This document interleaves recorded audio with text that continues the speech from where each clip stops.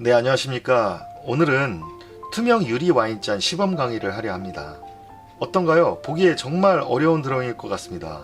무엇보다 관찰력에 의한 재현 능력, 즉 미메시스라고 하는데요. 보이는 그대로 표현하는 기술이 주를 이루는 아이템이고, 특히 빛의 원리 적용이나 가시적이지 않는 톤을 줘야 하는 기술이 거의 없기 때문에 스텝에 따라 잘 따라 하시고, 그것이 결과적으로 아이템의 성질과 질감이 잘 표현됐다면 어쩌면 보기보다는 그리 어려운 아이템이 아니구나, 별거 아니었구나 라고 느끼실 거라 기대합니다.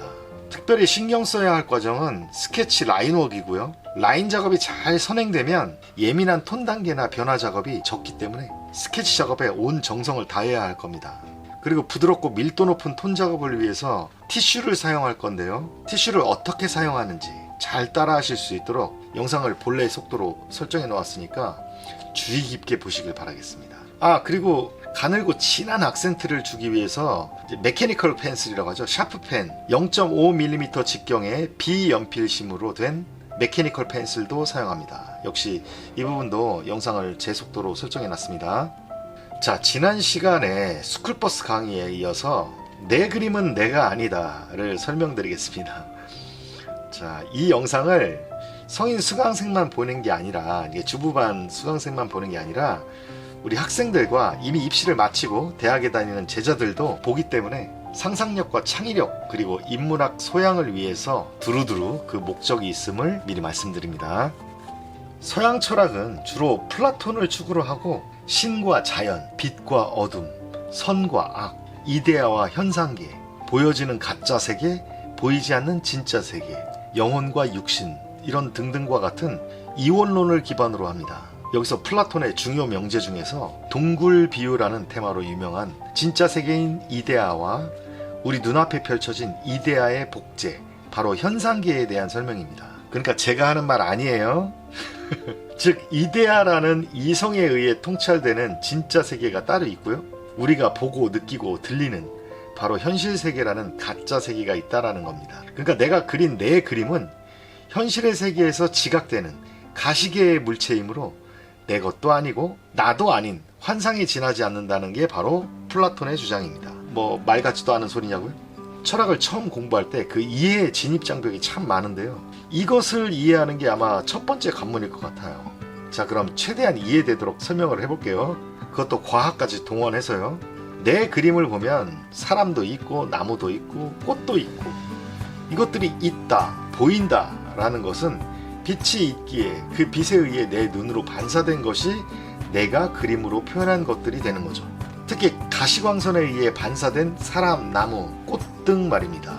그러니까 단어의 의미론으로 보더라도 반사된 것을 보는 거니까 진본, 진짜, 원본이 있고, 내 눈으로 보이는 것은 반사된 것, 복사된 것을 우리 눈으로 본다는 거잖아요. 그러니까 내 그림이 내 존재라 하려면 나는 가시광선 없이도 반사되지 않아도 되는 어떤 이데아 안에 있어야 하잖아요. 그런데 우리는 현상만 지각합니다. 그럼 대체 나는 어디슈? 몰라요. 가시광선한테 물어봐요. 이런 거죠. 일단 웃고 이건 넘어갈게요. 세상은 그대로 있다라고 가정해 볼게요. 세상엔 인간만 사는 게 아니니까 생각을 뺀 다른 생명의 눈으로 본 세상을 보죠. 가령 거미의 눈으로 본 세상은, 문어의 눈으로 본 세상은 인간과 같을까요? 많이 다르겠죠? 인간의 눈만 눈이 아니니까요. 그러니까 셰익스피어의 소설에서 맥베스의 대사 중에 눈앞에 보이는 건 모든 게 환상이다 라고 하잖아요. 그러니까 나 자신도 환상이라는 거고요. 나도 타인으로부터는 환상이니까요. 이게 플라톤의 이원론적 세계관이라는 겁니다. 이것은 그대로 신학으로 가서 천국이 진짜 세계고 이승은 가짜라는 거죠. 그래서 천국으로 가야 한다는 거고요.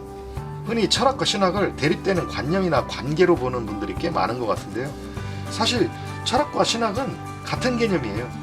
실제로 철학과 학생은 신학을 배우고요. 신학대학 학생들은 철학을 배워요. 아무튼 알쏭달쏭하지만 재밌지 않나요? 그래서 많은 예술가들이 진짜의 세상인 이데아에 한 걸음 더 나아가기 위해서 추상화에 이끌리는 것 아닐까도 싶어요. 특히 철학, 신학, 예술은 언어로 설명되기 쉽지 않은 것 같습니다. 임마누엘 칸트는 이것을 각각 진선미라고 했는데요. 도가도 비상도, 이게 노자 도덕경 1장에 나오는 말이죠. 도를 도라고 말하면 더 이상 도가 아니다. 말로 이르지 못하는 게 도이기에 도는 결코 말로는 설명되지 않는다라는 의미입니다. 그와 별반 다르지 않은 게 바로 그 철학, 종교, 예술 같아요. 그러니 미술 선생인 저는 기본 기술과 즉 테크닉과 기본 스텝, 재료학, 미술사 정도? 이 정도밖에는 미술에 관한 가르칠 게 없는 것 같아요. 나머지는 여러분들의 몫이고요. 자, 이제 여러분들의 상상력과 창의력이 뿜뿜 올라가길 바라며 철학 공부도 해보시길 권장드리며, 많이 미흡하지만 제 강의가 그 시작의 트리거가 되길 바람입니다. 자, 이제 시범 강의 시작하겠습니다.